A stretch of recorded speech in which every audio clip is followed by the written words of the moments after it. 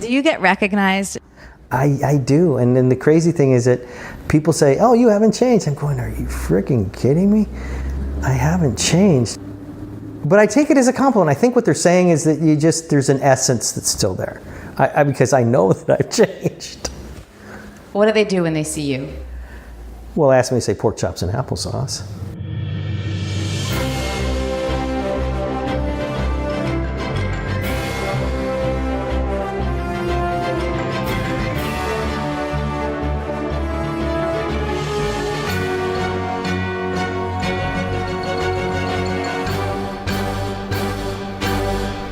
This is Really Famous. I'm Cara Mayer Robinson, and I interview famous people. But I don't just interview them like your typical interview. I'm not really interested in those same old questions. Instead, I like to know who they really are and what they really think.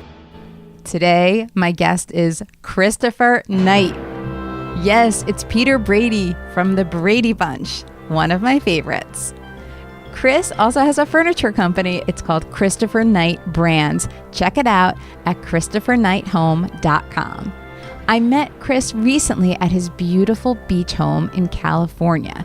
We sat down for a long time and he told me about how he got into show business, how the Brady Bunch environment saved him in a way from his not so perfect home life, and why his relationship with his wife Cara is evidence that now he's in a healthy place.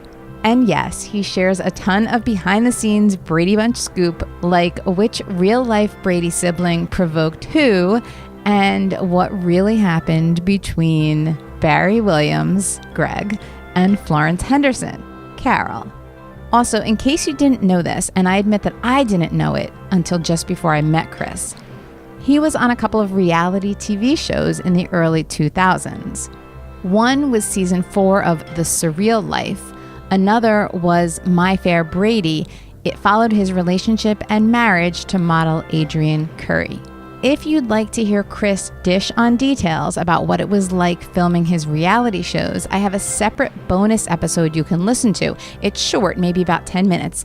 There's a link in today's show notes. There's also a bonus video, so if you'd like to see Chris Knight answer even more of my questions and check out what he looks like today at his beach home, go to youtube.com/reallyfamous. Here's Chris Knight. You know anybody out in Woodland Hills or Calabasas or in that area? Wait, Woodland Hills? Yeah, a lot of people I've interviewed. Right, so I grew up out there before anybody lived out there. Well, actually, way out there, Canoga Park, next to Woodland Hills in 1959. You know, I was born in New York, but not that I live there, and I love visiting New York, but I'm not a New Yorker. My parents were they were New Yorkers. So they were, that's where I got my New York from, is my parents. So what part of New York? I did read that you grew up, or that you were born there, and you were there, so what, until you were how old, and what part? Tell me everything. 81st Street. 82nd Street, 554 82nd Street, ground floor flat. So right by that Gracie Mansion, right by the East River. So what happened? You lived there for a few years, and then your parents were like, "It's time to go," or what? Not in the slightest. My dad's family from Brooklyn, my mom's from Queens. My dad was a lifeguard at Jones Beach, for a number of years, and ultimately went to college at Catholic U in D.C. My grandfather, back in the late 50s, was retiring. He wasn't really retiring. He hated the cold. And there was opportunities in California where he could work less, he'd be warm, and he chose to move out here. And we came out then in 1959. We drove cross-country to celebrate Thanksgiving. Okay, that's a long The whole schlep. idea was to just drive cross country, do a week of Thanksgiving. While out here, my dad, who is an actor, was coming out as well to check out this new business that looked like, well, it was going to stick around, and it employed actors. And though real actors didn't want to work in it, he had a family to support, so he could be forgiven if, in fact, he got employed in television. I mean, because there was so little work in New York. So was he theater like? He was theater. He's all Okay. Broadway, he was, and that's, his attitude was such that that's where actors work. Right. Everywhere else was a sellout, whether it's commercial, movies maybe, but television definitely not. But you have to think 59, television was just born Yeah, there was 6-7 years earlier. There wasn't really. much of it, really. Right. So the whole idea of it, it's funny too, because my arc, in the early 2000s, there was this thing being created that I guess all actors were hoping would just go away, sort of like my dad hoping that television go away. Are we talking about reality TV? Yes. And it's funny, I hearken back to this theory. This arc for him was similar to this reality arc. And I know actors say, no, this reality television, there he is. He's bringing you his kill. That's right. This is Titus. Titus the white cat. Fluffy. He's Titus White-ass Notorious CAT is his full name. Oh, quite the name. Mm-hmm. So Titus just jumped up on the dining room table with a worn out Mom tiger is going to toy. be so mad at you for being up on the stage. You're not allowed to be up here. Get down. Come here. Okay. Now let's get back to your father. Okay. So he came up to visit his father, ostensibly just for Thanksgiving, and driving us cross country. I mean, 59, like the Ventura Freeway wasn't built yet. It was being built. The transcontinental highway system hadn't all been put in yet. I don't believe you still, there was the old Route 66 to get out here. And we're driving cross country in this little, and I mean, I don't think anybody other than my dad knew that this car existed, a Triumph station wagon, which is sort of like a little old Corolla, like a little teeny station wagon. No air conditioning, burning oil, with 2 kids, a 3-year-old and a 2-year-old, and no seatbelts. We lived, but the Were fact you is, 3 or 2? I was 2. My brother was 3. But they dragged us along with the idea of going back after just a week. Mm-hmm. But he came out because his agent he had an office in LA as well, and he could look for work in Los Angeles because there was this thing that would employ actors called television. And he was getting a lot of pressure at home, my mom. To make money? Well, because now she had 2 kids, and on this trip cross country, she got pregnant.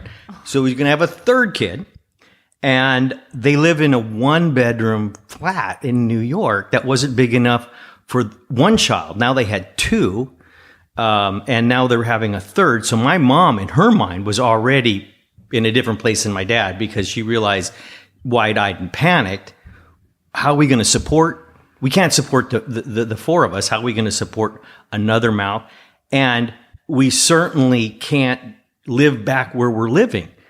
Even if we go back, there has to be a change. My dad wasn't of that mind. He was probably going to build shelves for kids or something, Uh-huh. And they lived then with my dad's folks. My dad built. There was a. So they decided together to stay then. Well, because she got pregnant, and now they stayed more than the week. They stayed through the winter, and to stay any length of time, there was 4 of them. There wasn't money for a hotel. There wasn't an extra room at my grandparents' house. They lived in a little 3-bedroom house, but again, they were an old school European household. My dad would call them medieval Catholics. They came cross country. This is my grandparents with 2 daughters and a son who never moved out of the house, and they were all older than my dad. So the house was filled. 2 aunts and an uncle, and then we come bopping in with 4 of us. My dad makes a living space out of a breezeway between a garage and a house. That stood till very recently. It was quite cold, but again, living very much like in the same amount of space as we lived in New York. So for him, it wasn't much challenge. But I look back on it and go, how did we live, all 4 of us, in that little space? And then there's 5 more living in the house, right? It's a 900 square foot house. There's 9 of us. Yeah, that's wild. But that's 5, right. It's a different era too, and people just did it. They did what they had to do. And now go fast forward 4 or 5 months. Now she's pregnant and going to have another baby in 3 or 4 months. What are we going to do when the baby comes? Well, my dad he was in the service during World War II. Luckily for him, right at the end of it, so he didn't have to, he was in training, but he had a GI Bill. So he got a VA loan, and we bought a house way out in the West Valley, like in the fields. It's like where no one lived. As far out as you could go, like anything, now? like as any suburban areas grow, the places furthest out are the cheapest, and so it's. Does it have a name now? Canoga Park. Oh, okay. Well, West Hills actually, right about now, and we moved out there. Oh, so that's what you're talking about, Woodland Hills before? Well, Woodland Hills, and just north of Woodland Hills is Canoga Park, and then there was part of Canoga Park that kind of named itself off as West Hills, and we were right on the border of the two. And then would move up to Woodland Hills when I was in my teens. So we lived way out in the valley, and then had this wonderful, bucolic, 1960s suburban Brady Bunch American upbringing. Right. I mean, little did we know how broke we were. My dad still would say to my mom, well, feed them every other day. I mean, and he meant it. Well, I can't really die every other day. But it's like we don't have enough food to feed the kids. Feed them every other day was his answer. Clearly, struggling as an actor is no way to be raised. So, it was a little frustrating for my poor mom. And this rhythm method didn't work. We then would have she'd bring into the world, a brother another 4 years later. So, so he was the fourth, your brother. My brother was the fourth, and he was born, out there. But we did have a house. Was he working at all? Very, very rarely. I mean, as an actor, it's kind of desperate. I mean, he's a highly educated. I like to say that actors are the most educated homeless people you can meet. Sometimes homeless people are a function of their upbringing, really. I mean, they've been afforded no opportunity, and then, the rug gets pulled out, or there's never was a roof over their head or whatever, and they continue to live near homeless or in poverty. We never lived in poverty, but we were always on the edge of homelessness and poverty, I guess, because work was hard to come by for my dad, but he would work other jobs as actors do. He'd work at Brooks Brothers selling clothes. He worked at, Dodger Stadium selling hot dogs, 2 or 3 jobs doing this, that, or the other. My mom didn't work. She didn't even, and we lived out in the West Valley. You're talking about, it's way out there. She didn't drive. She didn't drive and had to learn how to drive when the bright idea came along when I was 8 years old, 7. My brother was 9. Let's get the kids an agent. Oh. So wait, all the kids?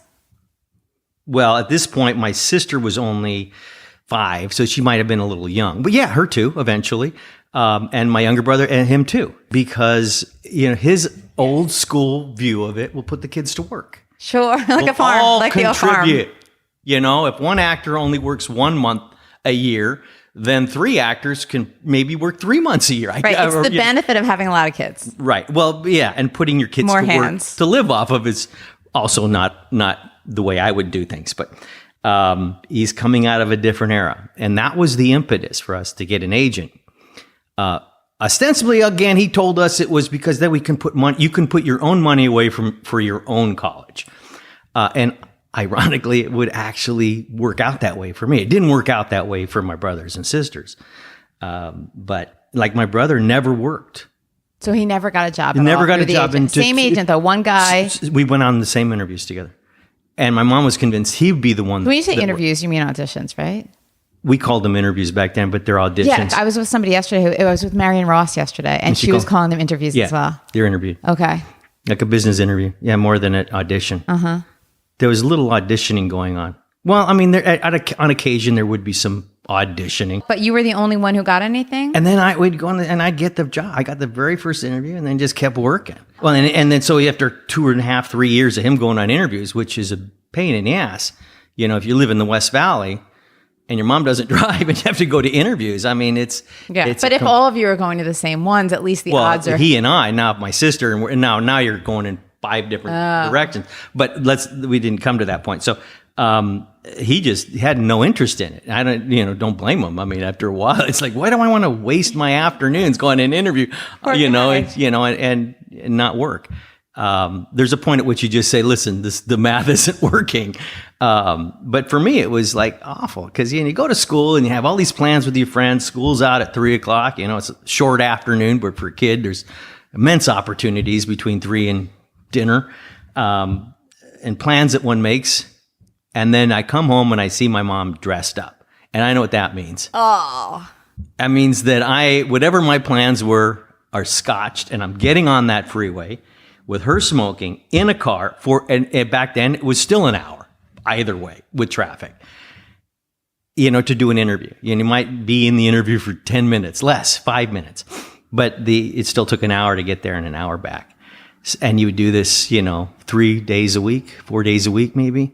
So your life is completely unlike your friends. But the work made it, for me, not a waste of time. I hated the interviews. I loved the work. Because when you get the work, now all of a sudden you're getting this other attention. There was hardly any time for my parents to give us any attention. They were just hoping to survive, right? So it was looking back on it, sort of like living tense and on the edge. But when I worked, I got nurtured. Yeah, especially because you were a child actor. And I was a child actor. And so people, kind of acknowledged you and worked with you and didn't tell you just to shut up or just, yeah, it was like the opposite of don't bother me. Mm-hmm. My parents never even asked to see, really asked to see a report card. It's like, what, you're getting, oh yeah, let me see that. It wouldn't be that we're on top of anything. It was like, you had homework no, I don't have homework. Okay, you don't have to do any homework then. Even if we came home with homework, you just hide it from them. You were on your own. Yeah. You were essentially raising yourself with an adult around. But luckily, then 3 years later, I'd be getting this Brady Bunch thing, and then that would stick for the rest of my life. Okay, so then so you were doing what before then? Then commercials and things? Commercials. So you were getting a lot of few episodics, like Bonanza, Mannix, Gunsmoke. Small roles. You would like pop in as a guest or whatever. Yeah, a featured role. Okay. Kids, like 3 lines or something. So nobody else. So your brother's not going at this point. It's just you by the Bradys. So then, how does that interview come up?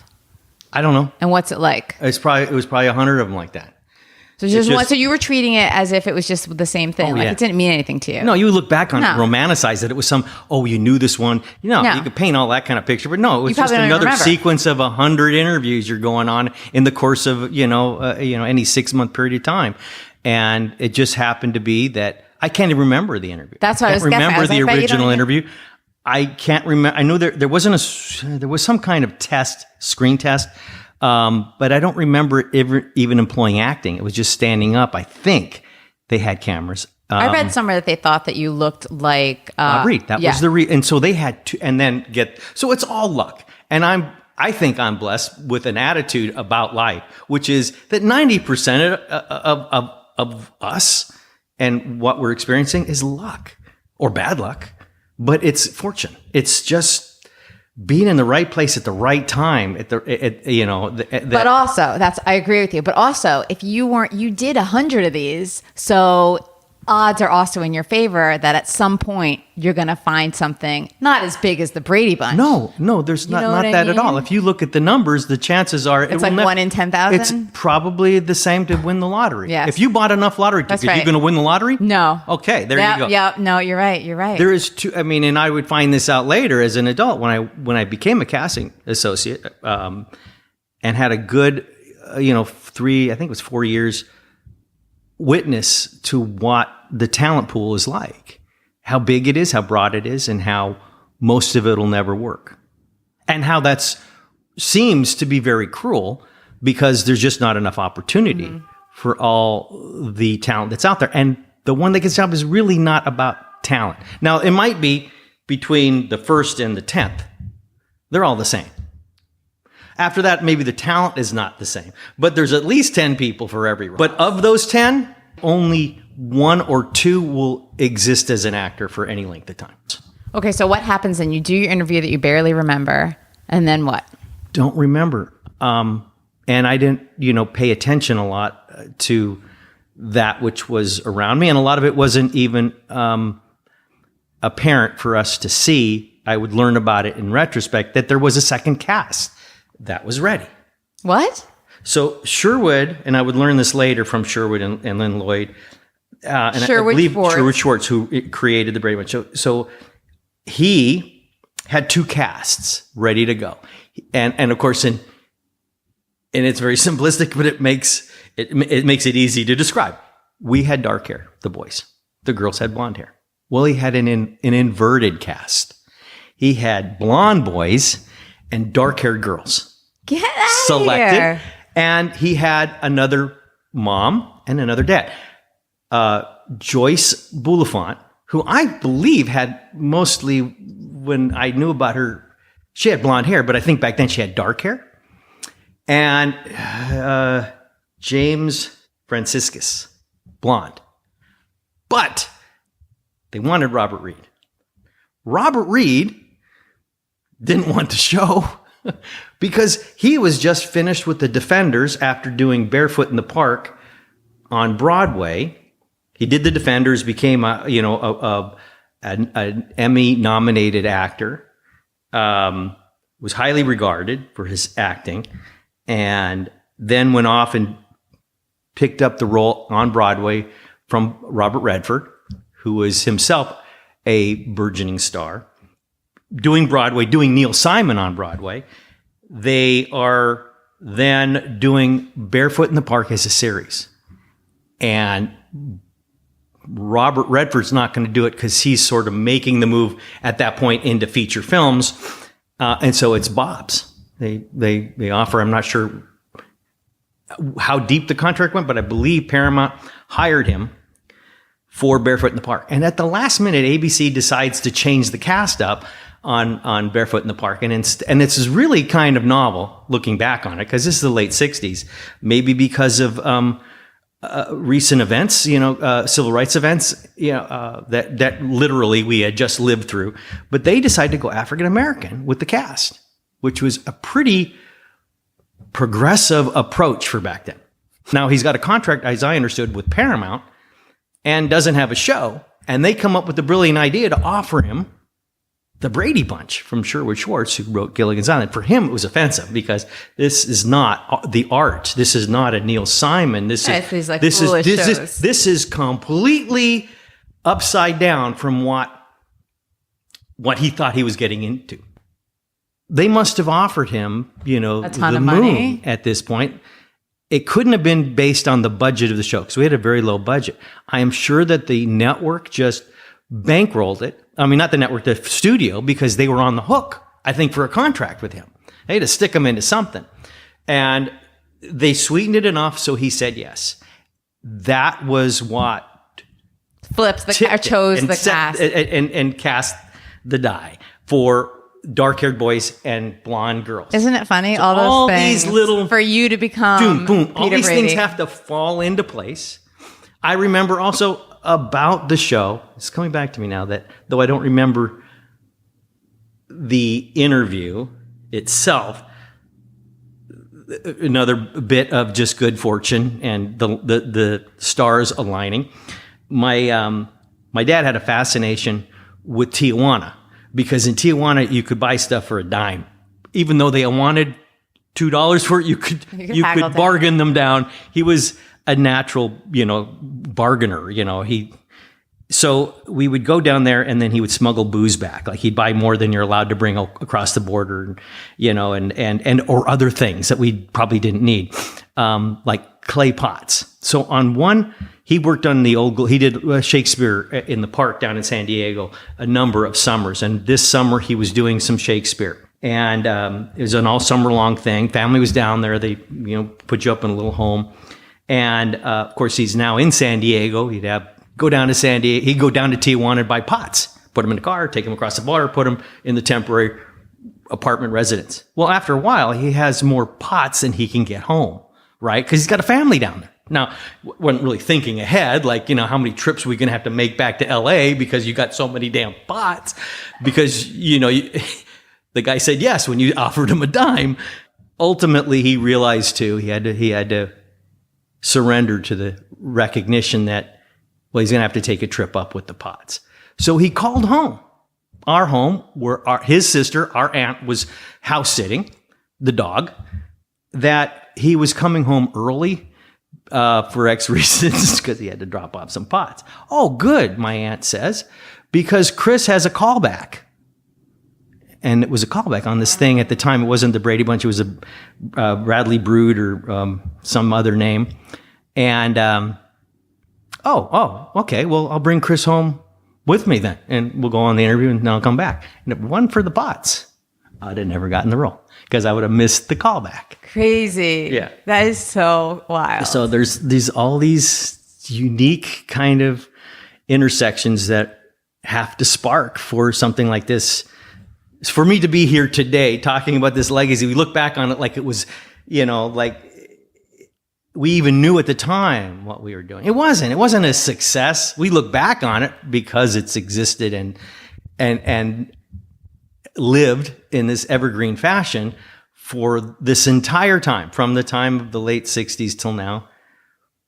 But even in the late 60s, it was a top 30 show. It wasn't a top 20 show. So it wasn't a thing when it was like airing the first Well, it was. time around? But back then, even television didn't do a whole lot of kids stuff, right? They forced this 7:30 kids hour. They wanted more kids programming. That's what Friday night 7:30, and it moved from 7:30 to 8 back to 7:30.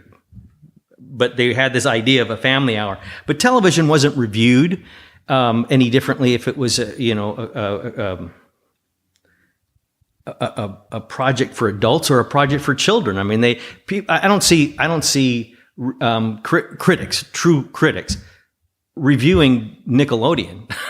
right. No. And if you are, you're reviewing it from a different vantage point. Back then, there was one vantage point: art. Yeah. And they reviewed television the same way they reviewed theater. And so if you were working on something that was really a kid show or whatever, and you got to review, it was going to be terrible. I mean, because it's like you're not really built for the audience who's reviewing you, because he's normally reviewing heavy matter, and today there's so much more programmed for children, and it's a much more supportive environment for that type of program. Back then there wasn't, so there was no feeling like that we were making something great. special. We got picked up for half a year, and then only 1 year was it an entire year. I think that was our fourth year. We were picked up for an entire year. And did you want it to be picked up over and over again? We felt very special and very successful when they picked us up for an entire year.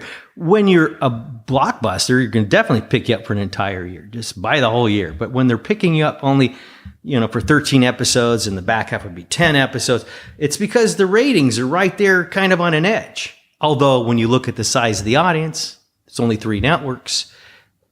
Population, I believe at the time, was about 150 million people. Divided by 3, it's about 50 million people. So you get a 30 share. You're talking about nearly 40 million people are watching your show, as compared today, a top 20. The number one ranked television shows maybe 20 million. Mm-hmm. So because there's so much more for people to do, they're divided up. But back then, so we did have, everybody knew who we were. I mean, in that kind of success, it was crazy. And then it would just exist and exist and exist and exist, and became more and more successful just for having existed. Mm-hmm. That's so interesting. Right. Because it was already big and huge, but it was not new when I was growing up with it. Right. Exactly. So I'm watching it probably in the late 70s. Already knowing that it had early 80s. But to me, it felt like that was a current show. Like, to me, I must have been watching it after school or something. Yes, you watched it after school. We all watched it then.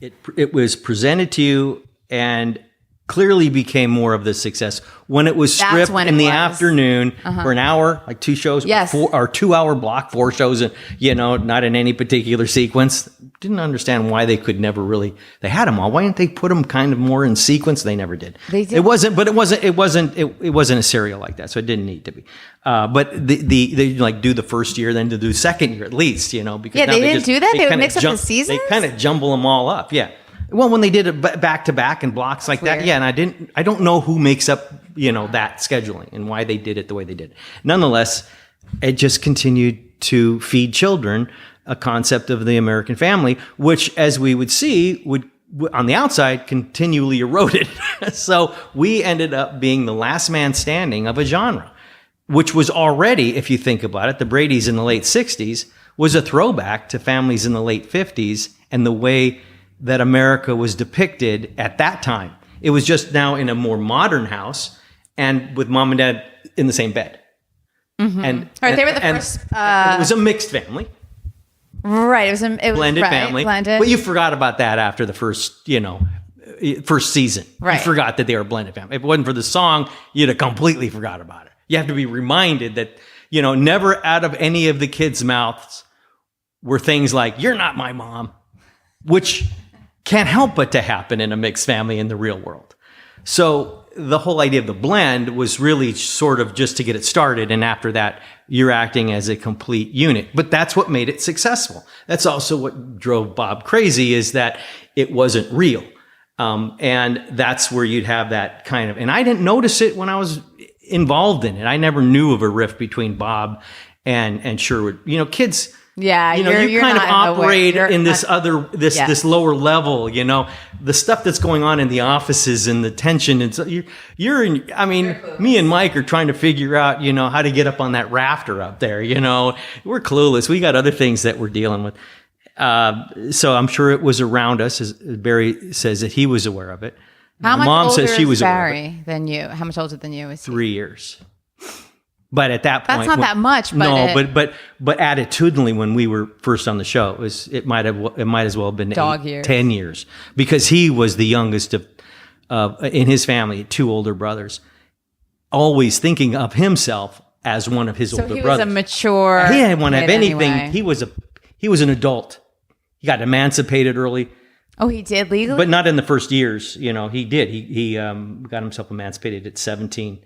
Well, I know you're about to say something, but did he really have a thing with Florence Henderson? No, but he gravitated toward adults. He saw her as his contemporary. I saw her as a mom figure, an adult figure. My world was divided, kids and adults. And I was definitely a kid, mindful and intimidated, if you will, like all kids are to some degree, of adults.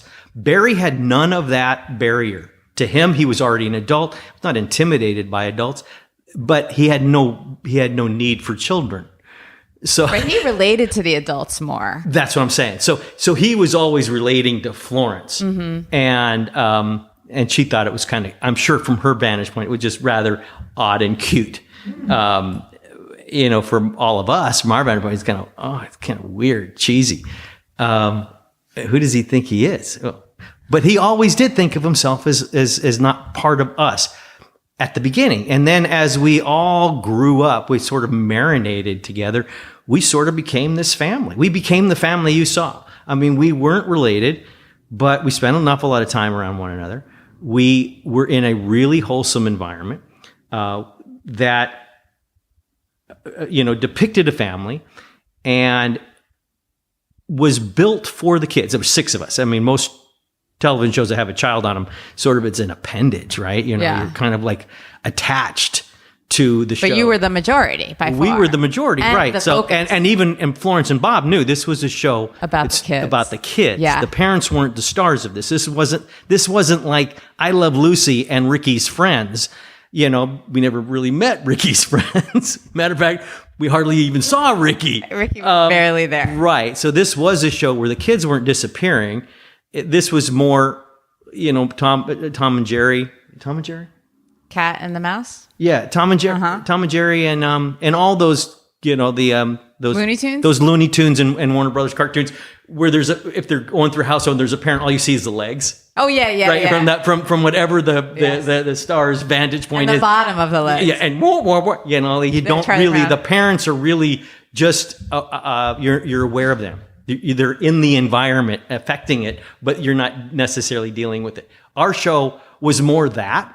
Yeah. Though they did a very good job of integrating all of it, really, and balancing it, because parents were there to dispense the lesson, and to be supported and to be all the things that parents even today say, this is a good show for my kid to watch because it's got these values that, okay, so it might not be that we're, able to be this family, but it can't harm them to want to be this way. Please, it's great. Except now my mom hated it. So now I had to Right. deal with all this on a personal level. It's like, I felt so I mean, here we're just, it's nice to have a show that,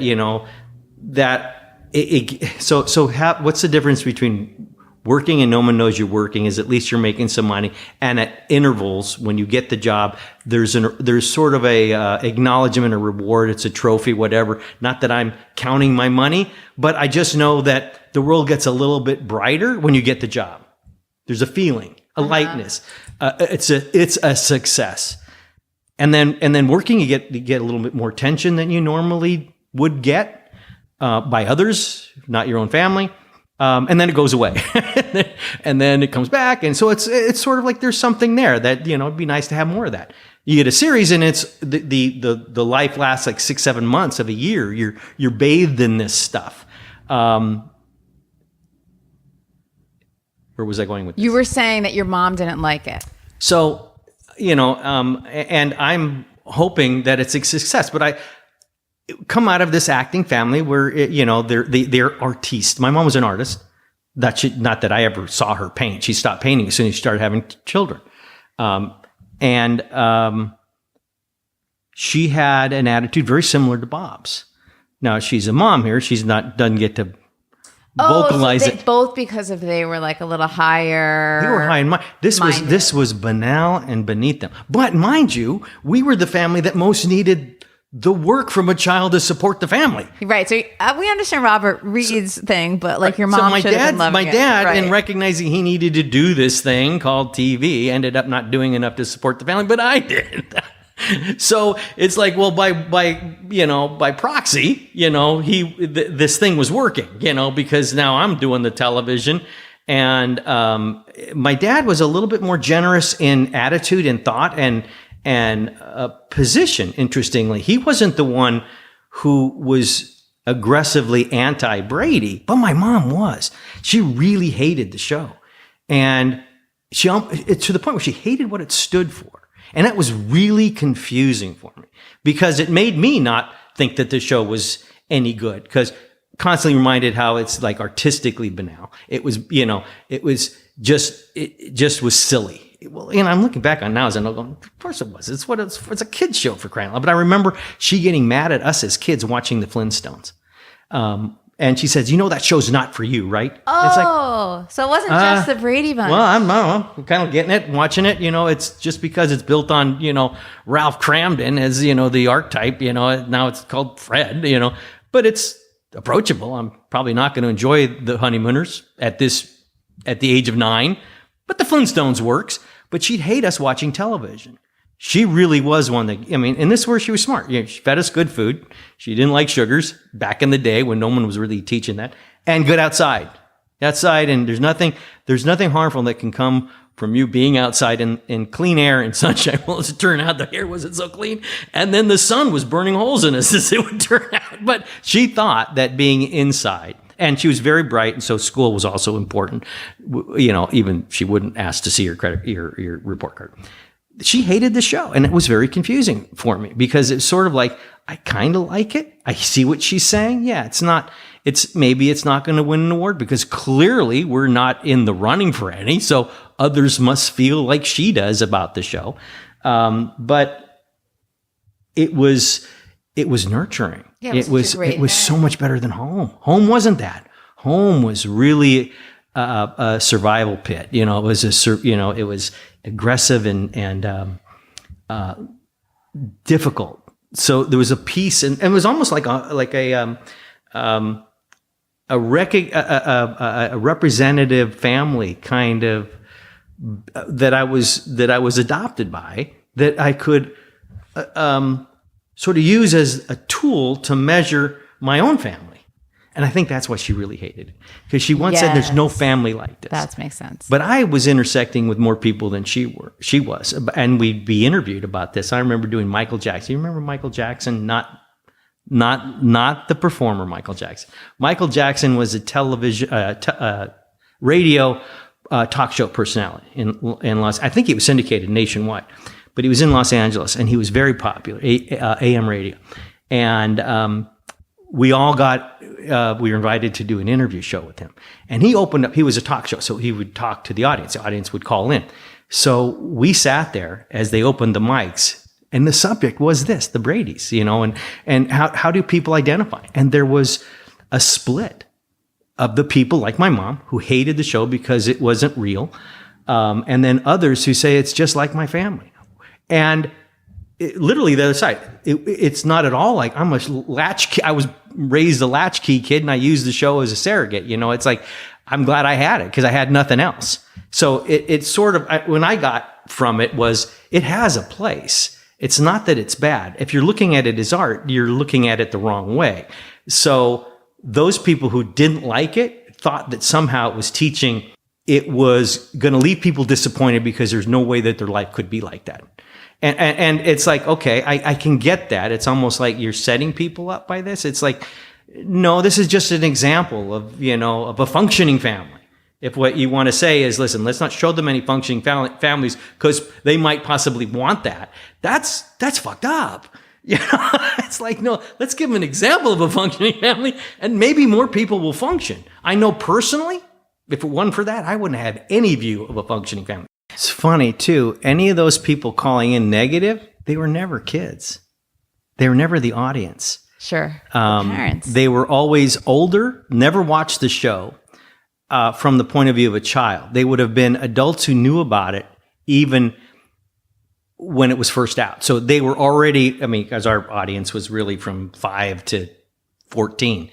But still, it imprints on kids, I think, good, getting along qualities and overcoming obstacles the right way. I agree. And parents that function. So who is going to be out there saying that it's not good for anybody? Well, it's probably because the they were people that threatened. themselves Right. didn't have that and don't believe that it's possible and don't want other people to have that. Yeah, it's threatening. And it's like my mom didn't have. My mom was an only child, which comes with its whole other baggage, but it was just a difficult thing for her to accept. And we'd grow up together after the show, my mom and I, with our difficulties and overcome them by talking and looking back. And that's what they did. The Bradys showed you how to do it. Definitely apologize for her attitudes and stuff because she was angry at so much, that she was just surviving. So she didn't have time for altruistic things. Even when others were enjoying it or benefiting from it, she couldn't even see that this was beneficial. Because I'm 10 when I'm first doing the show. I got a 3-year-old brother. Where's he? He's being raised by my sister, who's 7, because my mom was with me. So your mom was on set with you every Yeah. day? Oh, she was. So when I look back on that, I go, geez. Oh, yeah. What happened at home? Right. So it's tough for everybody, really. Yeah, that's why I say to everybody that wants their kids and I go, no, you don't. You don't want it at all. You don't have any idea of in the ways, even if it works, it's maybe worse. Right. So it's not even for you that you would feel like it's bad for the child who's the actor. It's really the whole family. It's not so good for family. Yeah, because you can't say, okay, I have 3 kids. Well, each of them will have success at the same time in a way that's positive for the entire family. So my attitude out of that is that if you're going to have children, you support your children. You don't ask them to support the family, and be prepared for that. Don't have children if you can't, and that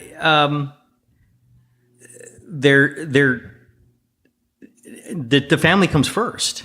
The family comes first. So if you want your child to be a star, why? Investigate why that's so important to you, because there's no success they'll have as a child that'll be of any consequence to success that they'll have as an adult. And it most probably will become an impediment to them breaking, free and becoming a talent as an adult, because it's very rare that happens. Yes, you can point to them, and you can point to lottery winners. Yeah, same. There's no reason to disrupt the family so that you have a famous daughter. Yeah. Okay. So the priorities need a little shifting. Family is fragile and in need of a lot of attention. It doesn't need somebody to be a star. Right. Like the Mike and Carol would never send one of the Brady kids to be a child actor. Am I right? Well, no, they had that episode. Wait, they did? Johnny Bravo. They didn't do. They was Wait, up that to them. wasn't They didn't them. stop somebody from doing it, but That was he Greg, learned his though. lesson, and he had to come back. But that was Greg was the one leading the way. I don't think it was their idea to make him and Johnny somewhere Bravo. in there, Barry became Johnny Bravo. Did he stopped really? becoming Greg? I think there's a part of Johnny Bravo that is in Barry. That is so funny. So what was it like between all the kids? Like, was it harmonious? Did you have kind of a few were closer to each other than others, or like what? Like you were saying, you and Mike, who played Bobby, were looking to climb the rafters. So I was the Tom Sawyer, if you will. He was the Huck Finn, me and Mike, though he came from a very good family. And I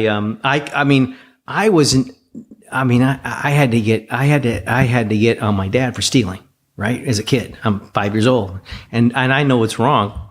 I mean, just candy, stuff like that would just bother me. And it didn't go over well when I had that conversation with my dad at 5 years old, as though I was the wrong one, but somehow I knew that it didn't matter what he said at that point. And I guess at a very early age, I got to parent myself, not knowing that that's what I was kind of doing. So I knew right and wrong. I was a little hyperactive. Didn't know that I had ADD, but I was very inquisitive, and but I was also in touch with feeling others around me. Like if I was tugging too hard. A lot of adults on our set, but I'd like to explore. So I would drag Mike off, and we would go explore because, he was of the mind to do it. If I'm 2 years older, 3 years older, that, let's go. Never bad stuff, just kid stuff, and it wasn't we never caused any damage. It was a little playground, never went too far. But at times I would tease, and not necessarily Michael. Maureen was the target all the time. Like when she had to wear the braces. She just irked me. Maureen and she irked me in the same ways that my sister might have irked me if she was older, because she was a girl. I was just sort of that at that time, right? There's girls and there's boys. We're on this side, you're on that side. And Maureen was the girliest of the girls. So, and if I was the most boyish of the boys, more comfortable dirty than clean. She was the antithesis and the opposite of what I was. So it was set up to be like kind of a battle of wills, but she didn't really have a fighting spirit. So she was a target, and it was fun to make fun of Maureen because she was gullible. And so I like she had the braces. I told her that, it's already got to be hugely painful. They put real braces on her, right? I don't know how many hours it took for them to put braces on. Oh, those are fake braces? Yeah, there wasn't anything called fake braces. So we shot a show in 3 days. They put real braces on her. Oh. And took them off 3 days later. Oh, that's brutal. Isn't that brutal? So she had to wear them for 3 days. Well, while she's wearing them, I'm telling her they're going to leave her, and she's very vain. She's a little vain at the time. Oh, okay. She was a beauty princess.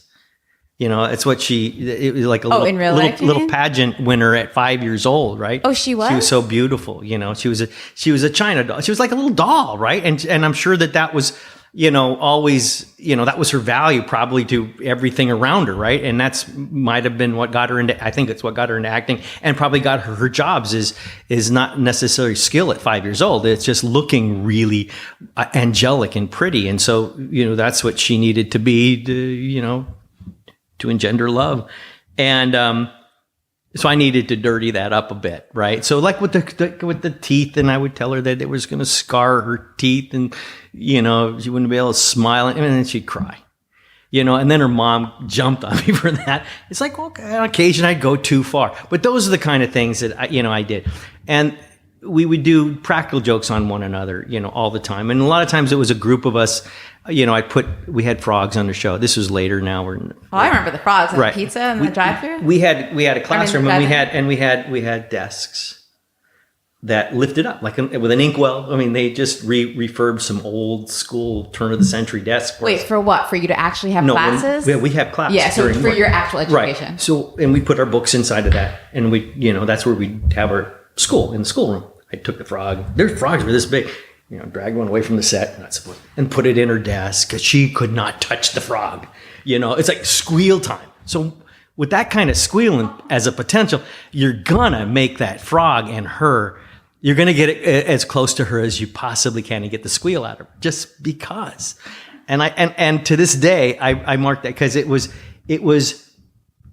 fun. It was fun teasing her. I feel bad that I still enjoy the thoughts of it, but it's interesting how they picked up on it. Not that anybody walked around and watched us in the darker corners, but if you look at the Peter and Marcia intersection, I'm throwing the football, breaks her nose. Oh, wait. Oh, my nose was you. So you're saying they did that on purpose because they realized that you had a little thing? I don't know, but it's like, thank you, because I enjoyed it being for me because yes. So you like doing that nose. that was sort of perfect. It was, I don't know who thought of it, but yes, I would be the one to throw the football and maybe, try to hit her on purpose. I'm that kid, right? Oops, you broke your sister's nose. I'm sorry. Then I'd feel bad, but definitely trying to get under her skin. And for no other reason other than she was just different than I was. So what else were there others besides the the football? volcano, getting her all muddy and her volcano. friends. That's a Peter. And then the bike shop, we worked together, but she has to fire me. So, so that whole, they pick up, as we find out over time, we're not really acting, we're just being ourselves, and they're picking up on our traits. And I was a mischievous child that was not so mischievous as to be dangerous. So Mike and I would like explore together. He was my little your co-pilot. pal, my little pal, right? I never really got in trouble by his mom. I remember one year we were working summer, so that meant that I couldn't go anywhere over the summertime. We started work the day after school got out and worked right on through until nearly Christmas. So the family did a Yosemite vacation without me, 1972, because it was during the Olympics. And they shuffled me off to Mike's house, and I lived with Mike and his folks for, a week, 10 days. And that was right during the 1972 Olympics, because I remember watching it on their television. Because I love my time. Mike was my little pal. Yeah. Barry, on the other hand, that took some time. He'd become my pal later, not necessarily on the show. We were friends, but we'd become closer friends after the show went off, because like the first 10 days that we worked together was in the pilot, which is 1968. And he was only 14, but he drove. Didn't have a license. What? He drove and he smoked. And he's playing my brother, right? So, and I'm just this little 10-year-old, and everything to me is new and capable of grabbing my attention. And we were in those little tuxedos, during the wedding scenes and so on. And he had a hand in his pocket and he'd be clicking. And we're always in that stair step. So I'm standing right next to Barry, hearing this click. My ADD. And he'd see me looking at it. And then he'd start controlling it. He was intimidating because he kind of acted like it, but he liked that. It was an empowering thing to him, because I'm a young kid at my age. I'm the second smallest in my school for my age. So I match up better with Mike, even though he's 3 years younger. Even Mike was not big for his age, but still, I'm an immature, small kid for a 10-year-old. And here I got this 14-year-old who's probably an average for his age, but he's every bit his brother's age, who are 18 and 19. So he's doing what you did to Marcia, to Maureen. Well, I'm not trying to intimidate Maureen. I, in fact, it was a love tease. My thing was the same thing I did to my sister. It's not so nice in retrospect. And it's sort of not knowing how to act out with somebody who's different. I would learn this later. Well, almost concurrently, because it was happening to me, a whole other area, how to deal with celebrity outside of the workplace. And that's a whole mind warp thing, and how people treat you and so forth, and how to deal with that. The fact is that I rationalized very early that the whole reason that they're sort of teasing you is they assume you think of yourself as different, and they don't know how else to act toward you. But I remember thinking back on, even before I was an actor, a girl who was bigger than I was in elementary school, maybe fourth grade, who would chase me and beat me up, push me down. It's humiliating. And then I would come to realize later through this whole other thing, that this awakening, this people that are kind of like, they don't even know me. They're sort of assuming me to be somebody I'm not. Stuck up was the, that they didn't know who I was, So they really, what I needed to do was sort of like stick out my hand and become friends. Because if you're their friend, they're probably going to give you the time to get to know you. And then when they do know you, they stop teasing you. First, you don't give them anything. You don't fight back. It's like the tease is just a tease. Laugh along with them. Laugh at yourself through them. But, disarm them, essentially, and make you, whatever they're doing, not fun for them. But that it was a clumsiness on their part. They didn't really know how to react to you because somehow you were considered different. And you had to prove to them that you were just like them. And I would hearken back to this time in fourth grade when I'd get beat up by this girl. That's what that was. Those were love taps. She didn't know how to, she liked me. So she beat me up. And I remembered that going, it's how sort of an unskilled way of reacting toward one another. And so that was what I was doing with Maureen. Mm-hmm. Maureen and I drove in every day. Her mom couldn't drive. And she lived in Woodland Hills. I lived in Canoga Park. So we were only like 4 miles apart. So we would pick them up every morning and drive to work and then go home together every day. This is also weird to picture, too. There are 6 moms there every day. There were Barry's mom maybe came a half of the first year, but I don't know how that worked. I think because he didn't have, I think he could, I don't know how, because he was 15 and a half. So it was sometime after the first year. Let's just say the first year, 69 through the early part of 70, he probably had his mom around the whole time. And then she was not around anymore because he was 16 and able to drive himself. And he had either Lloyd, and I know at times my mom be his guardian on set. So that they had to have somebody nominated as your guardian, as you're a minor still. And then he would get emancipated at 17 and not need even that. Right. All right, so back to what you were saying. You were saying about what he was doing with the clicker. So he's manipulating me, in a different kind of way. It's a power thing, But but that's not what was important. Is my reaction to him. So he's telling me I now have to, and I remember this deathly. That he said, I don't know how he phrased it. You want to guess, and maybe he asked me to volunteer for it. But I seemed to react as though he told me I needed to guess what it was that was in his pants. Well, even he... That sounds a little weird, but... wasn't considered an adult by the professionals all around us. So when we went to lunch, we had to take off our clothes. We all shared the same dressing room. It was a Winnebago. So we were all in the same place. But for kids, they don't want you in your wardrobe at lunch because you can soil it and now they're screwed. Right? You get drip stuff on and you get make a mess or something. So, and especially we're in little tuxes in these scenes. They didn't have another. So you had to remove your clothes and then go do lunch and then put them back on before we shoot again after lunch. So all of our clothes are, strewn about this thing, and I see his pants. And I'm that kid. I'll go find out what this thing is. He didn't tell me the rules, but I kind of know it's sneaky. So I'm in there rifling through his pockets and he walks in. It's in his pocket, by the way. And I find out it's just a lighter. But it was like, I'm busted. I was so busted. It was so busted over something so insignificant. It was at that moment I never wanted to see him ever again. I couldn't wait for our shoot to be over. What did he do? Did he just give you a look? What did he do? I think he laughed or something. So... it was probably a human moment, but I couldn't even accept it as one at that point because I was so mortified. So he would become part of us, straddling both the kids and the parents as we worked together. He was that because we were all new to one another. We didn't know, he didn't know us, we didn't know him. And as we played around, I found him to be an incredible partner in all of the practical jokes we played on Maureen. And then we all did. We all got in on the joke with Maureen. So, but I felt like she was my sister again, because I had those 2 hours there and back every day. Oh, yeah, with her, yeah, chatting about Barry or it's something about Barry. Something about Barry. And what about Eve and Susan, Jan and Cindy? Well, I wasn't in the car with them. No, I mean, what was the relationship like with them?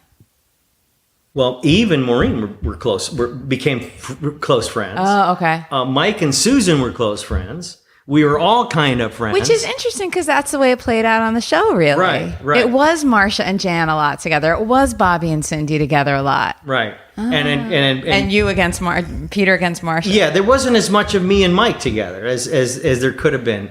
They didn't play into that because I guess we kind of I feel like very similar. I don't think so. I'm going to disagree.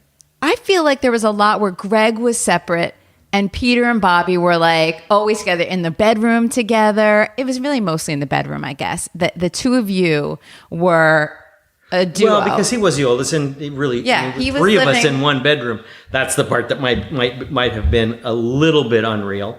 But it does happen in these big Catholic families that I grew up with. They had 18 kids or whatever. Yeah, They're living in a 5-bedroom house. You figure it out. There's at least 3 in a bedroom. Yeah, sure. And lining up on the door to go to the bathroom. So but he got into his inner child through us, and it wasn't as needing to be big man. Although, when working with Bob and Florence, he switched into, his Engelbert Humperdinck self, or Tom Jones self, his suave, right. his suave self, his suave. So what about when there were certain, how did you feel about the storylines? Like doing the episodes about, like a couple of your big ones were like the voice changing, right?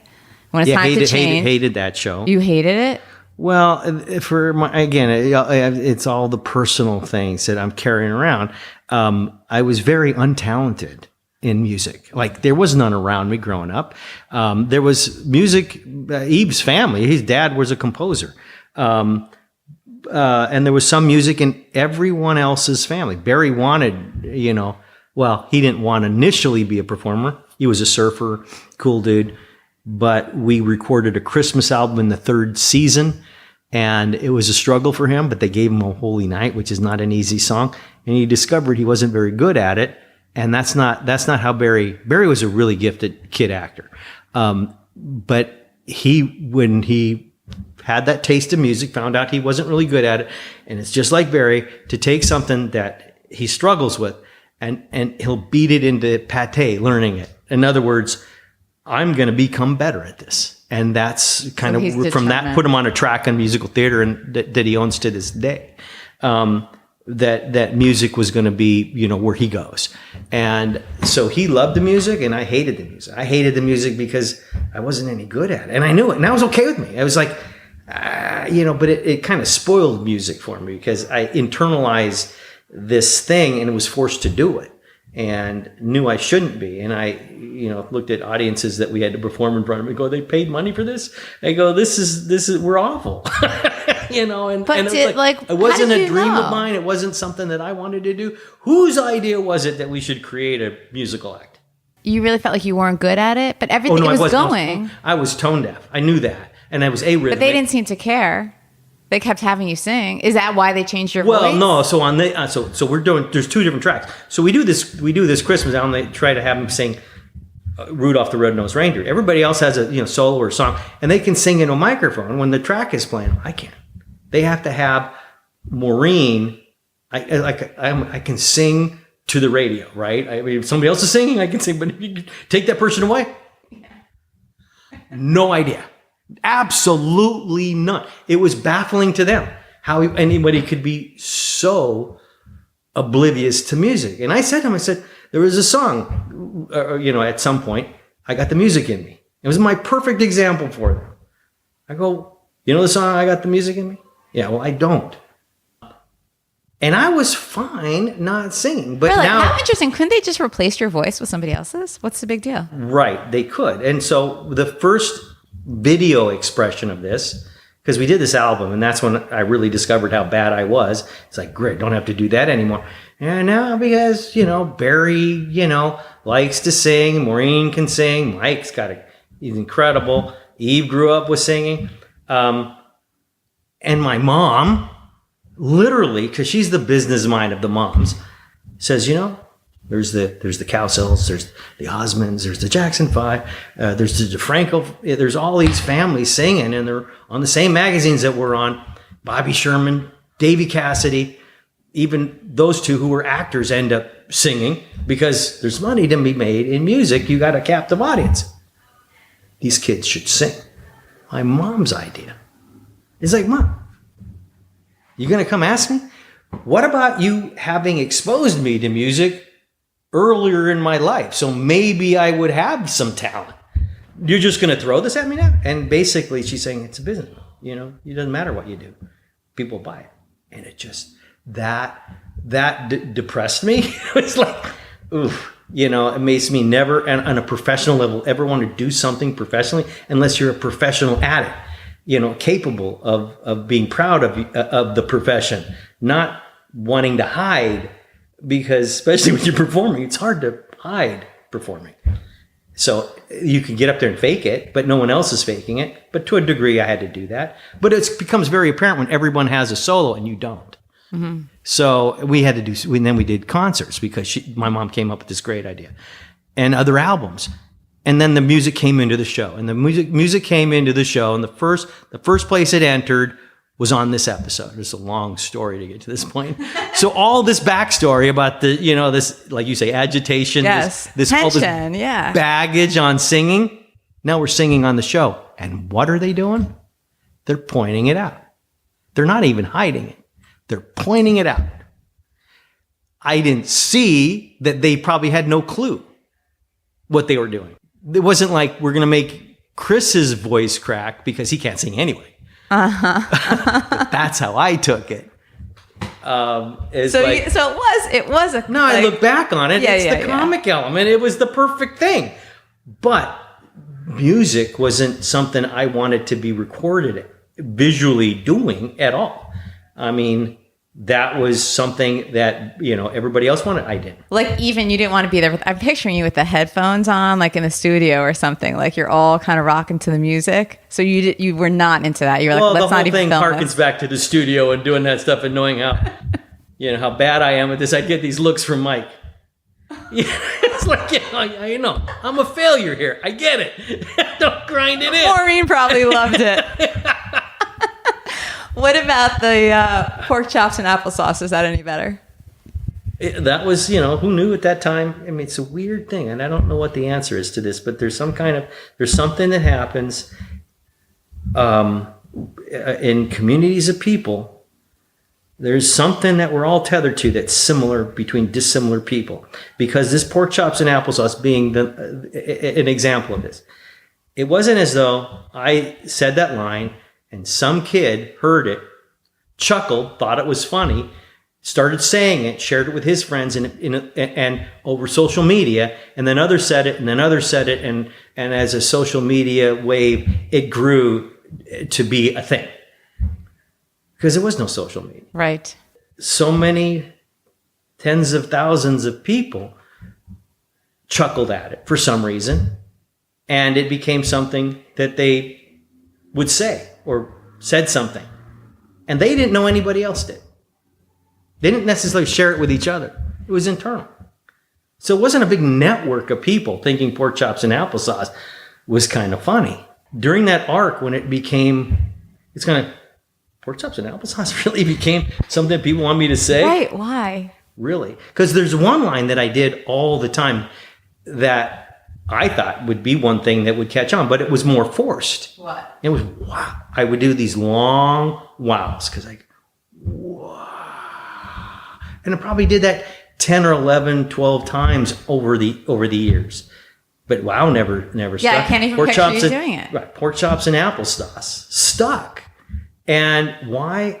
I have no idea, but it's down in Australia. It's wherever the show played. It's I'll tell you, I had my son watching Brady Bunch years ago, and I said, he loved it, of course. I love passing it down, too. Right. And then I think we must have been watching that episode, whatever it's called. because he came out saying pork chops and applesauce. He didn't, but I said, oh, go tell Aunt Pam that you just watched pork chops and applesauce. I'm not saying it right, but because Aunt Pam, of course, is going to know. She's going to love it. It's going to make her smile. He smiled when I told him to do it. It's just, I don't know what it is. It's such a mystery. Yeah, it's a mystery. It's so much a mystery that now that I've carried this with my entire life. It's so people ask probably you to say it every week or every other week. I'm asked to say it. And do you say it?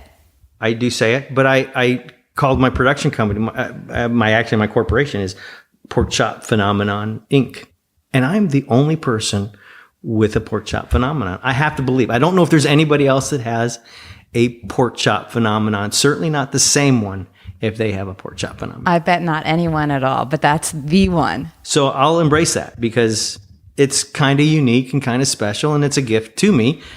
God knows why or how.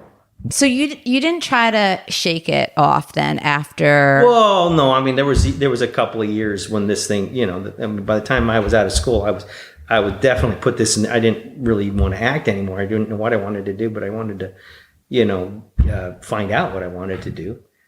There was a time when I really didn't want to be in any kind of public because I didn't want to acknowledge the Brady Bunch even existed. It was in my past. Let me be a young adult. Let me be who I'm becoming. I went down to Australia. I was down in Australia working. I went into high tech space. I'm probably now 30, and I'd never been to Australia. We had a convention down in Australia.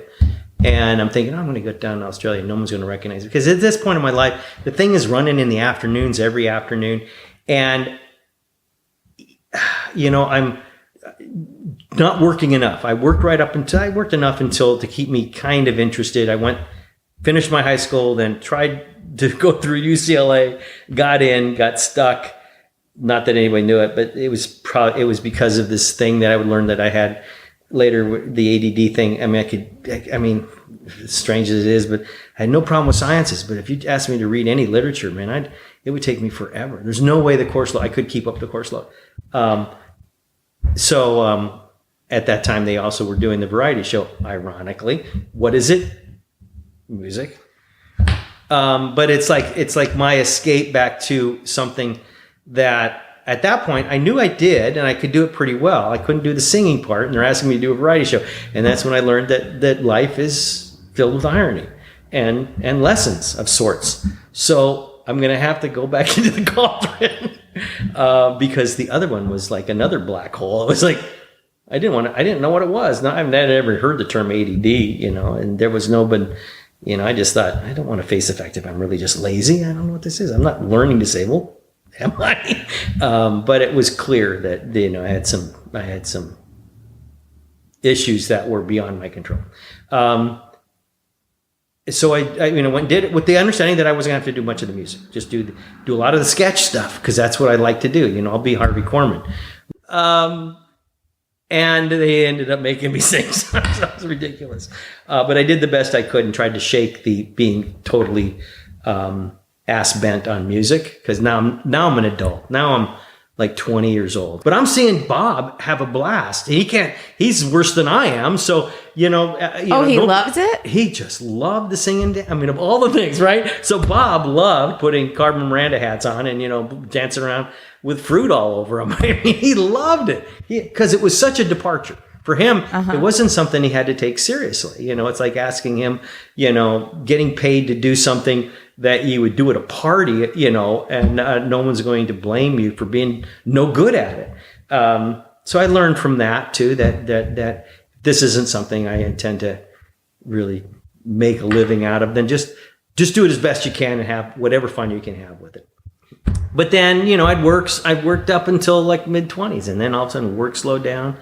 Didn't get anywhere. I was waiting for the other shoe to drop, remembering my dad's life and saying, I don't want this business. I don't want that, whatever it was that I was raised with. Because now I'm looking at, growing up and that point, I don't know what's in my future, but it's perhaps the same thing as it is with everybody else, getting married and having kids. So I don't want to do any of that in this industry because it's too unaccountable. It's too untethered. It's, and then I went into casting and that's what really, I was in the casting as sort of doing something to ascertain whether or not I really wanted to stay in the industry. And that really put the kibosh on it, because then it really became a numbers game for me. And I just saw that it was just a terrible lottery.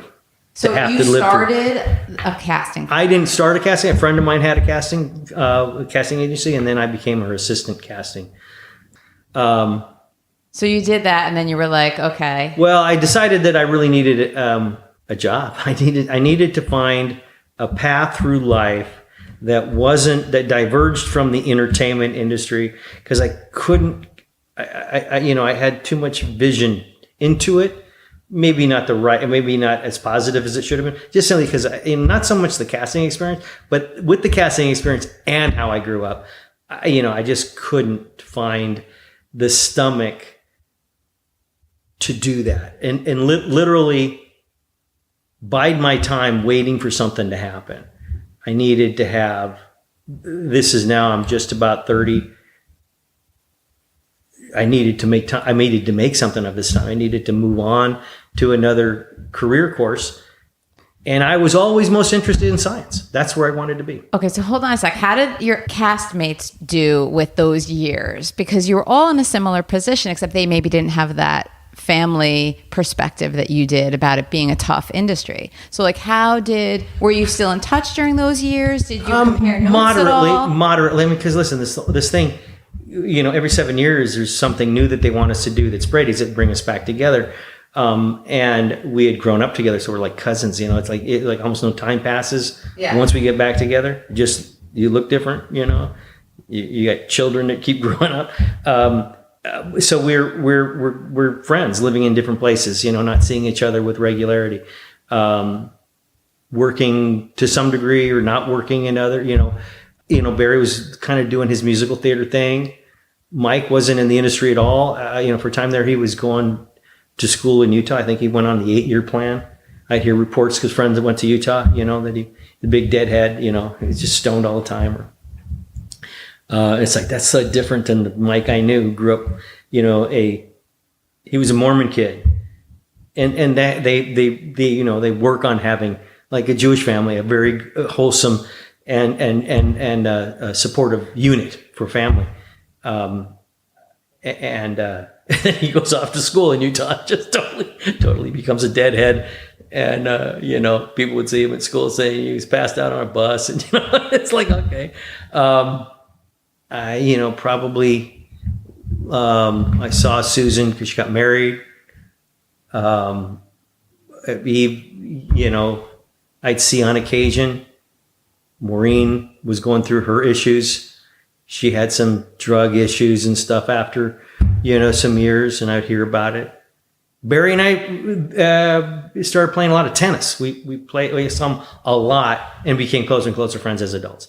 But then I needed to find this path, and this path approached me through my friends, and it was in the computer industry, and the computer industry was brand new in the mid 80s. So I jumped on board an opportunity that came my way, and then just sailed with that for 20 years. And that was sort of easy because it probably was what I was built to do. I just don't like offices that much. When that ended, and I was living in Northern California, going through a divorce, came back down here to see, okay, listen, get back to Southern California because I miss it. And let me take a break from this high-tech stuff and let me go explore what's next in the entertainment industry, and then see if there's a way to dovetail industry and whatever the other thing is together. And so as a result of that, I really do have a fundamentally different approach to life than I think a lot of people do. And it's not so much hands-on. It's basically leaf on river. I'm the leaf. I go where the river takes me. Sometimes it puts you up on shore for a while. And sometimes it grabs you back and it takes you to new unexpected places. Be prepared for a ride. So what is that when you got into the reality TV? Well, then I came back to LA, and the first thing that I was approached with was this reality television, and I said no way. And actually, I was going to be in Italy when they were going to do this third season of Surreal Life when that came to me, and it's like, no, I don't like it's not my thing. I don't like reality television. But to me, it was always at the expense of the persons in it, and it was mostly owned by, at that point, it was Paris Hilton. There was Big Brothers, but they were just kind of getting started. Survivor, and then there was these celebrity things. And I remember Barry did an episode of it wasn't really a reality television, but it's Fear Factor, And I just said, God, it's too bad that they make you eat shit, because that'd be fun to do. Yeah, like it's challenging, right? But no way in the world I'm going to just eat shit. I mean, it's like literally eat shit. It's what it is. It's like, okay, come here, humiliate yourself. Now prove that you want to win by eating this shit. It's like, yeah, no, thank you. Don't need to do that. Not that I was ever asked, but it didn't exercise the things that I liked about. At this point, I recognize what it is I liked about acting, and it's not performing. It's not necessarily, and to me, there's two different approaches to a person who might be in the field. And that is a person who's introspective, who likes to be somebody else, to play another character. And then there's performers. So you're the first. I'm the first. Mm-hmm. I'd rather do that. And that's why reality television doesn't leave you with there's no script. It's just frickin' you, and it's like, I don't think I'm that interesting, but I don't need to be, it's like, unfortunately, when you hired though into it, they kind of want to push you into a position where you're interesting. Push the buttons, How do they do that? Throw the cheese in where strategically they think it'll be most interesting. Well, it kind of happened on Surreal Life almost in the first night. It wasn't because of me. I'm sort of the straight man in amongst this menagerie that was just crazy with Vern Troyer, became, riding his scooter drunk and naked, and then me having to pick him up and carry him from the pool because he's teetering like a top. These are all natural things, but they played very well, and that became a standout hit. And then I was asked from that to do something else for him. Actually, in these contracts, there's sort of like, and we have the option on you. Okay. So if for another year after, if we could find a project, and they pitched me a project I really hated. And at that point, I was dating Adrian, and then that just took off. You've had many different parts of your life that have been like, wow. Leaf on a string. Yeah. So now your leaf is, at least part of it. It's not a big part of it. That one, it came out of nowhere. An ex-business partner came to me and said, we have this furniture company that we're growing, and we need a brand. And he said, you'd be good as a brand. I said, you're what? Furniture, me and a brand. He's a very good friend, and past business partner in a couple of businesses. And I said, listen, I trust you. So with a kind of a handshake deal that we turned into an agreement, I went along, and it grew incredibly. And then I had to kind of figure out, okay, so why is it working? But happy that it is, and then trying to reverse engineer why it did. And it's like, there's a lot of stuff out there. And I've been able to maintain, even through the craziness of that, that period of my life, which frankly brings me to Cara. I mean, I keep trying to remind her of that she would prefer me never to acknowledge that I had that craziness, only because there's some activity that's still alive because of social media that this person brings to bear on her. That is just unfortunate, but you can't stop it, and you only excite it, give it attention, and it kind of like, it nurtures it into new life. So I don't even go there. But the fact is it caused me to recognize that the very thing that I've always avoided was the very thing that I needed. And that is, like, I was always suspicious of somebody who had my back. Okay. Like, that can't be. Sort of like that family, or that person not liking a family that gets along. It's in a way the same thing, but it's held so deep I didn't even recognize it. So it literally was that I needed to have people that weren't really supportive. I mean, really, when it comes down to it, it's like you need to be punished to be in a relationship. But then again, we kind of go down the groove that we grew up in, and that's sort of, but I knew, and that's why the Brady thing was a helpful kind of sidetrack, because at least I have another groove that it might not be as deep, but I recognize is also good. I'm talking about the Brady Bunch being a wholesome environment as opposed to home. Right. So that left me with this inability to find she's the Brady Bunch. the right kind of person for me. Yes. So Cara's the Brady Bunch for you. Barry, when he met her, called her Marcia. And your other called her, oh, really? Marcia, yeah. It was based on her personality or the way you related to her, or what? I don't know, because she's just blonde. But I think it's also just her wholesomeness. She doesn't remind me completely of, she's not at all kind of a Maureen girliness. Mm-hmm. She's more girly and boy. I mean, she's a physical person. I mean, she's a gymnast. But you can go back to your roots in the nurturing environment of the Brady Bunch. Kind of allows you to realize that is what you want. I said without having 3 failed marriages, and the last one being the shining example of one that was completely, the writing was on the wall to go into it. But I think I did it for the right reasons. It was almost like I needed to finally have it break through to me that I don't need to do that to myself. And what I need is somebody who has my back. And why is that so difficult for me? Because normally people gravitate to somebody who would have their back. But I literally, if I go way back, the suspicion is lessened over time. And so it's finally washed out. Is that the people I trusted least were the people who were supportive. And that's an upside down way of living. That is very interesting. It's almost as though, you can't trust people who claim to support you because they don't exist. And that is similar, like I'm saying, to this concept of those calling in saying the Brady Bunch is bad. It can't, it doesn't exist in their life. And they've not been exposed to it, so that it exists on television isn't a good example. They need to have, but it's got to start somewhere. For me, I probably would have been one of them, but I wasn't watching it on television. I was living it. Yeah. So I was living it, and not just tangentially. I was, like I said, there's a groove that's been cut. One of them was kind of a negative, kind of deep groove. That's like how I grew up in family. And then there's the other groove that's not as deep, but it's very definitely there. And that's the healthier one. Some people don't have that other groove. You were quite lucky to have that, and not just to make you a star. I'm going to write a book, and it's going to be, how many people can say that they were saved by Hollywood? By being, it's like I would never, if I had kids, I would never let them be in this industry. But I got to admit that for me, it kind of saved it. It tilted it in my, it tilted something. It righted a wrong. Look at that. That's what the Brady Bunch can do. Righted by the Bradys. Yeah.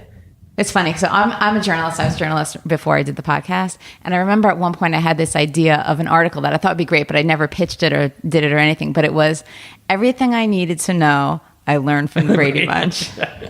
It's true. You could almost raise your kids on the Brady Bunch. When people say, I've watched you all the time, I loved your show, I say, I hope you learned all the lessons. Still learning? Still learning? Still watching? Still learning those lessons? Lessons weren't that hard. You don't need to keep watching. So I'm gonna just ask you my final question. It's 2 parts. The first is, how do people see you? What's the image people have of Chris Knight?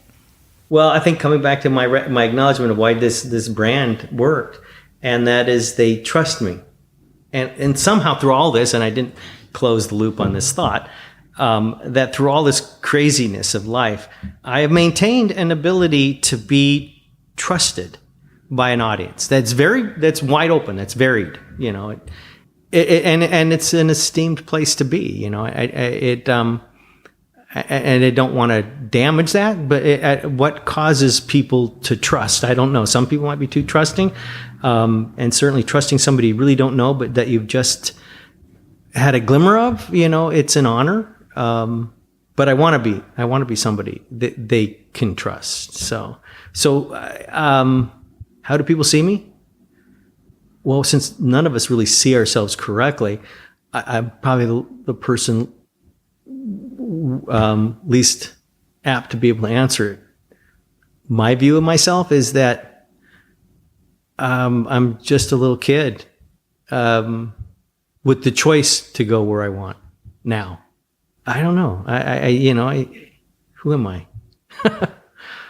It's too deep. It's ever changing. I am a product of whatever environment I'm kind of in, and I know that it changes from time to time. So you're asking me who I am. It really is, where am I at? And if I know where I'm at, I can tell you who I am. I am very happy to have found peace, and I really feel like I don't need to do a whole lot. I'm finding less is very definitely more. And but at the end of the day, I want to like people. And to do that, I need to separate myself to get some healthy distance from people. And it's becoming more apparent as I'm getting older, as that I need less interaction. I need less interaction with more interaction with few. So quality over quantity. Yeah. I mean, most definitely, I really don't need a whole lot of company. And I think I have now found the right person to have the company of. And that has taken a great deal of the space of needing interaction. And it's an interesting place to be. And it's like, I'm not used to that, but I'm liking it. Because it does mean that, I don't know if I sometimes feel like I'm maybe not being as good a friend as I need to be by, being more available to more friends. And we're plenty available to our friends, but it's like, I like our time. I like, I'm a home buddy. I don't need a whole lot of, I never did need a whole lot of stimulation, but I'm 61 now, so I mean it's time for a reflection, and I'm just so glad that the last 10 years have been the way that they have. 7 years have been the way that they have, because it could have been a lot rougher.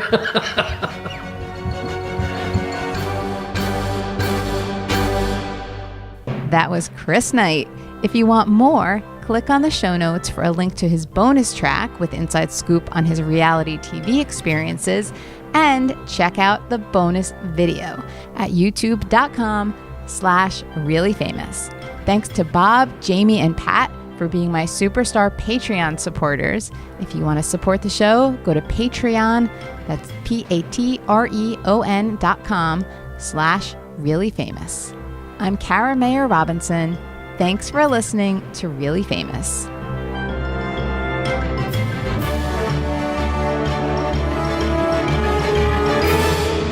What do you think of fame and celebrity? How has it impacted That's you? a deep question. Well, fame can be powerful. It can be destructive. It's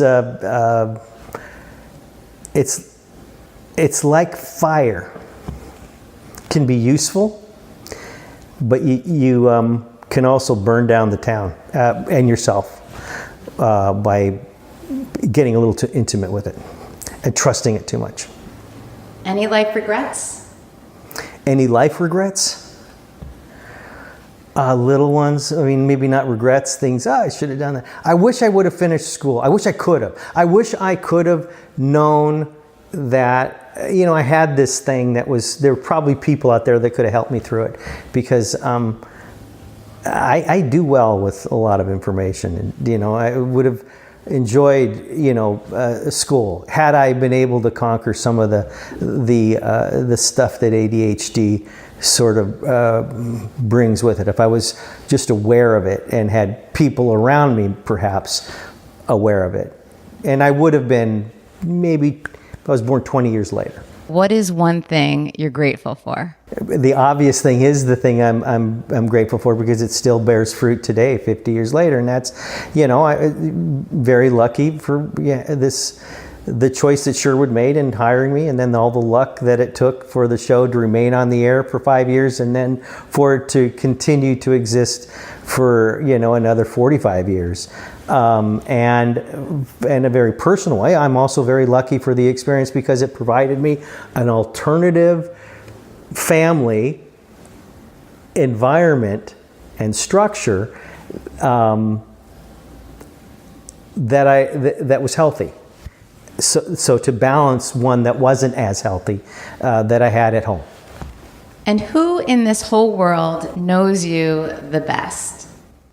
The person that knows me the best in this world is my wife, Cara, and my brother and sister. I have to say that they're definitely right up there. We have a shared experience, let's say, that, no matter how shared it was, it's amazing how it can be and has been interpreted differently. And then re-reconciled as we're adults, looking back on the same experience and asking ourselves, so why did you see that this way when I saw it this way? And recognizing that the human condition is such that we can look at the same thing and see it completely differently. Thanks, Chris.